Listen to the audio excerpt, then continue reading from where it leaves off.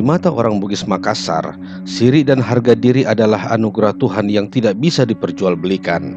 Sekali ia hilang, maka hidup tak berguna lagi.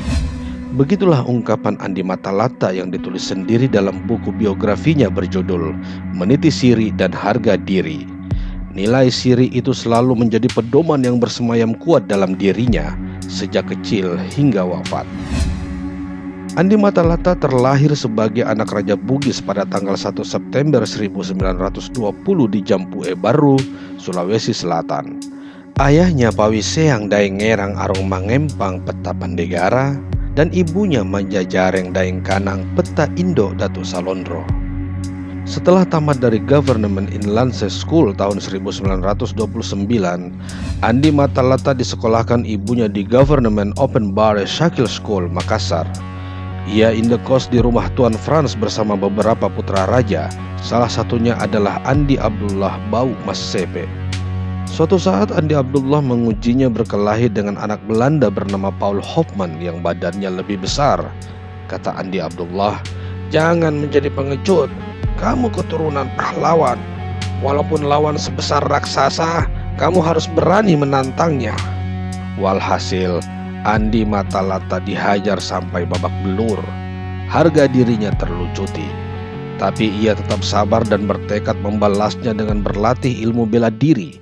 Dan bukan hanya pencak silat, kuntau, jiu-jitsu, bahkan tinju pun dikuasainya.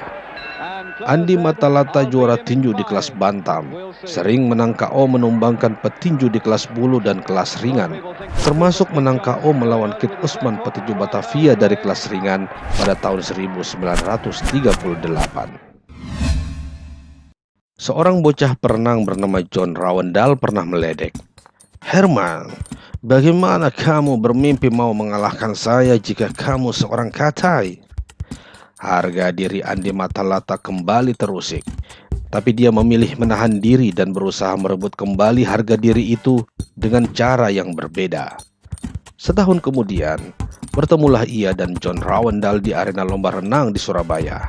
Sebelum bertanding, John masih sempat meledek namun ia tidak menggubrisnya.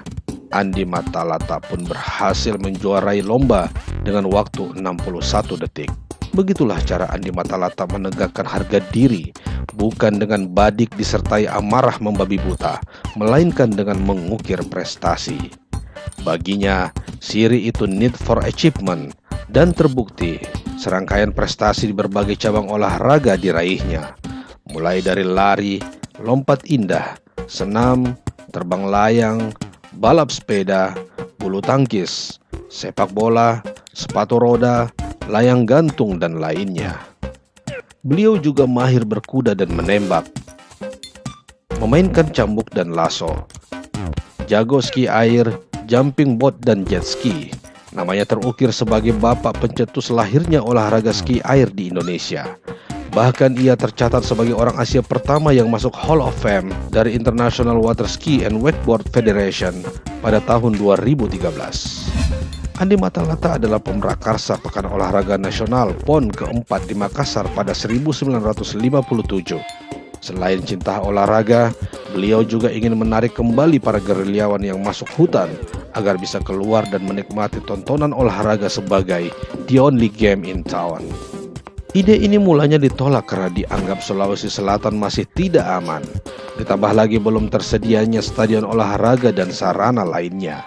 Tetapi Andi Matalata meyakinkan bahwa dia adalah orang yang punya kehormatan dan harga diri. Atas dasar inilah, Sri Sultan Hamengkubuwono ke-9 sebagai Ketua Umum KOI merestui gagasannya itu. Sri Sultan menambahkan, "Tidak ada manusia Indonesia yang saya kenal yang dapat saya samakan dengan Andi Matalata. Beliau menggempur Belanda di Sulawesi Selatan dan di Pulau Jawa ini secara terus-menerus, tanpa henti, tanpa mau istirahat. Saya kira tanpa perjuangan Andi Matalata, mungkin kita masih jajahan Belanda." PON keempat mampu digelar dengan meriah dan sukses. Presiden bersama 13 menteri dan sejumlah duta besar sempat berdecak kagum kala menyaksikan atraksi ski air dan jumping boat di Pantai Losari yang dipertontonkan langsung oleh Andi Matalata bersama para atlet gagah dan cantik. Sedianya demonstrasi ski air hanya berlangsung singkat, tapi Presiden Soekarno meminta diperpanjang lagi demi menikmati atraksi olahraga bahari pertama di Indonesia.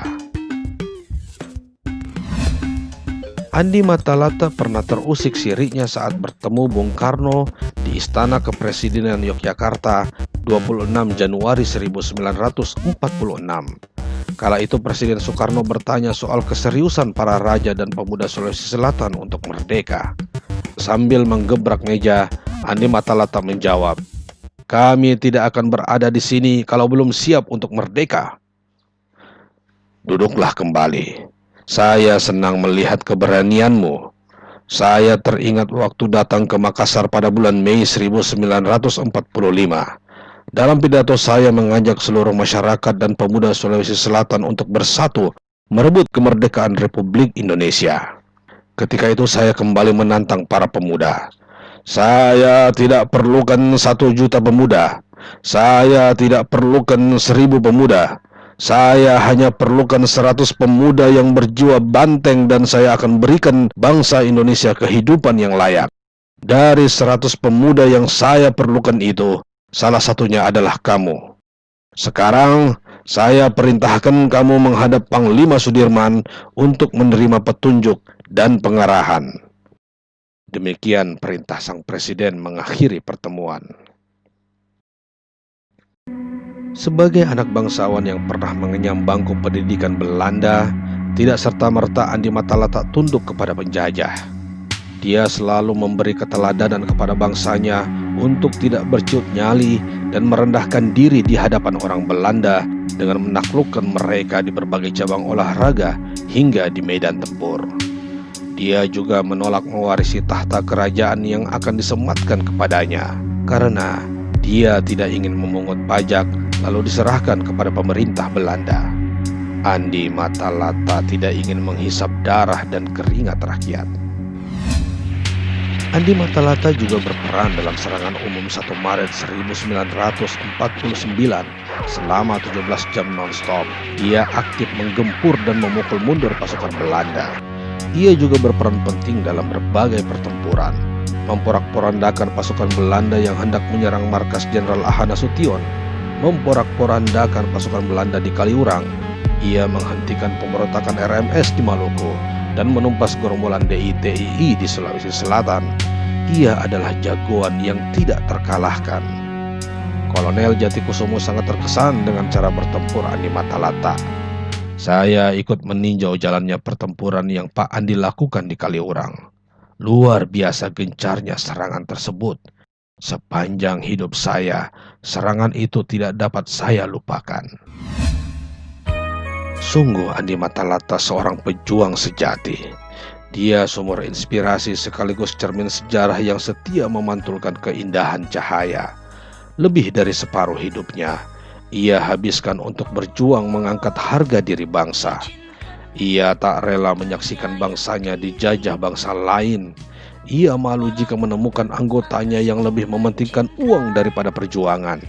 Ia murka kepada mereka yang hendak memecah belah bangsa dan mengambiarkan negara kesatuan Republik Indonesia. Andi Matalata sungguh tak pernah meminta sebuah penghargaan atau tanda kepahlawanan, tidak pula dalam bentuk upacara pengakuan prestasi dan karya. Saya tak pernah takut akan kematian fisik. Yang saya takutkan hanya kematian sejarah.